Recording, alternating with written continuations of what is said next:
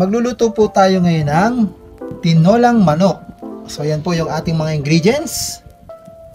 So meron tayong chicken legs. Yan, 6 na piraso po yan, pero hahatiin po natin sa gitna mamaya. Then yung ating siling haba, yung ating tanglad. Then yung ating dahon ng sili. Then meron din tayong sayote. Wala po kasi tayong nakuitang papaya. Yung ating sibuyas, bawang at saka yung ating luya. Then lalagyan din po natin ng patatas at saka po yung ating onion leek at saka yung ating chicken broth cubes. Tama din po pala sa ating ingredients yung ating patis at saka yung ating paminta. So guys, tara, start na tayo magluto ng ating bagong recipe for today. So guys, start na tayo magluto. Maglagay muna tayo ng konting cooking oil. Yan, dahil igigisa po natin tong ating chicken. So painitin lang natin yan.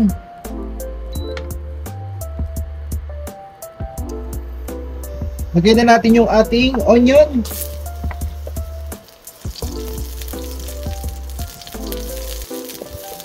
Yan, ito muna yung onion nilagay natin na panggisa.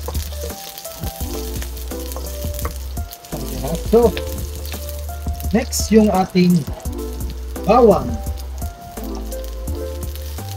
Yung ating bawang na mayroong pang kunting balat.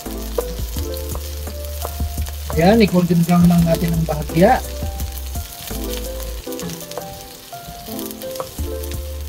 Next yung ating ginger. Luya. Ganyan lang ang pagkakahiwa ko guys para lumasa yung aroma ng ating luya dun sa ating chicken.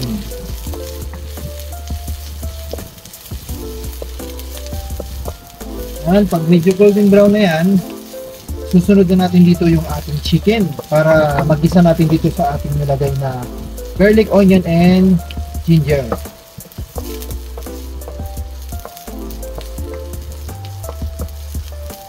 Next, lalagyan na natin yung ating chicken. Ayan, na-slice na natin siya ng ganyan. Natin yung bawat isa. Yung ating 6 na piraso, sobrang lalaki.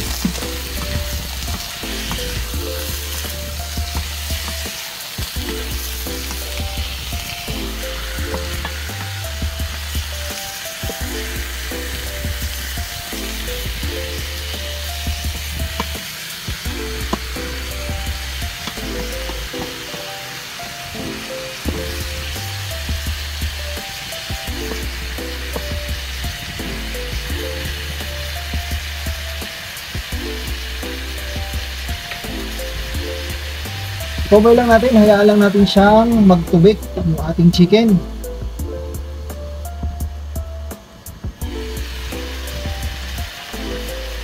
Guys, isama na natin itong ating tanglad. Ay, para makaready siya. Lang natin.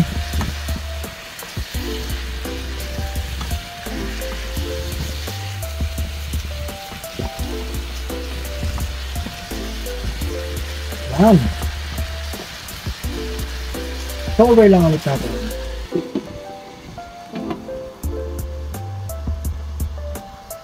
So yan guys, pwede na natin ilagay yung ibang ingredients.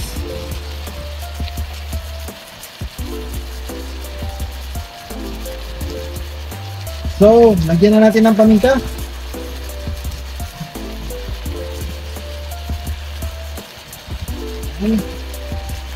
Then, sabay na rin natin itong ating nor cubes. Okay? Tapos, lagyan na natin ng patis.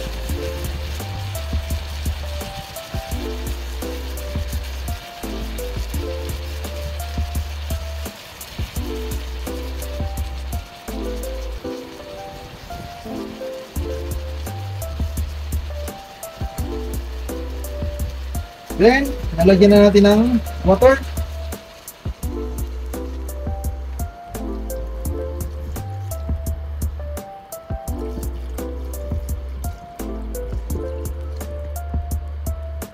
Guys, sasabay na rin natin yung ating tatlong sili. Saka yung ating patatas. May iba naman, lagyan natin ng patatas yung ating gagawing tinola. Then, haluin lang at hayaang kumulo. At isusunod natin dito mamaya yung iba nating ingredients. And guys, ang ating ulam for today, ang tinolang masarap, tinolang manok.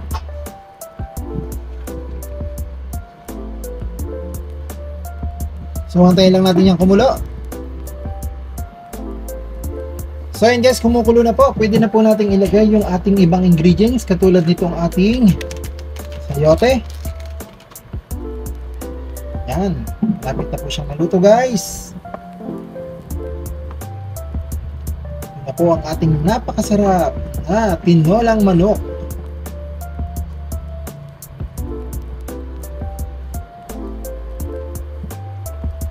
Pakuluin pa natin siya ng todo.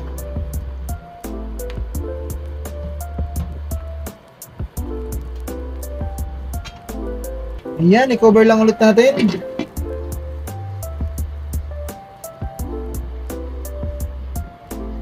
Guys, ilagay na natin yung ating onion leeks. Yan.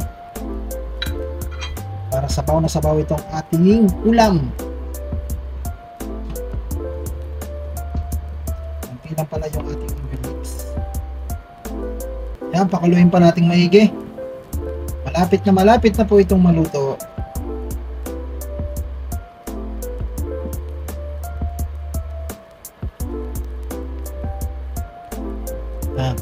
Konti na lang at ready to serve na to.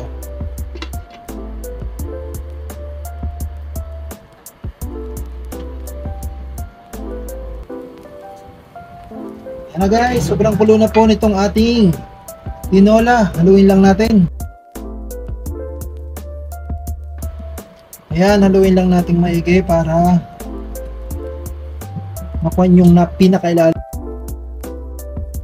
So ayan guys, konti na lang at ating ilalagay na yung ating pinakahuling ingredients, yung dahon ng sili. Cover lang ulit natin.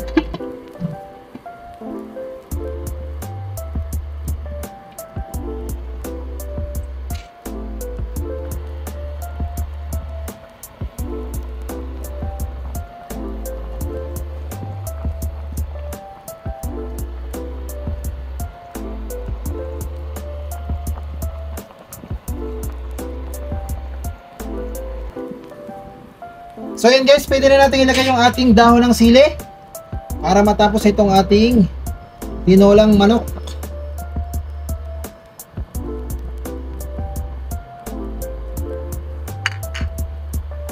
Then haluin lang natin ng marahan.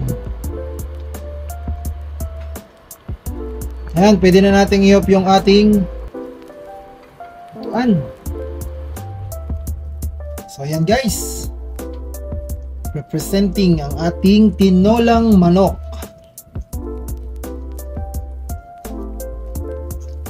Tanggal na yung ating tanglad.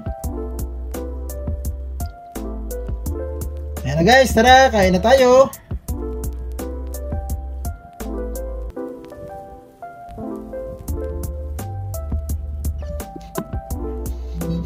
So yan na po guys yung ating recipe for today. Ito na po yung ating final look ng ating tinola.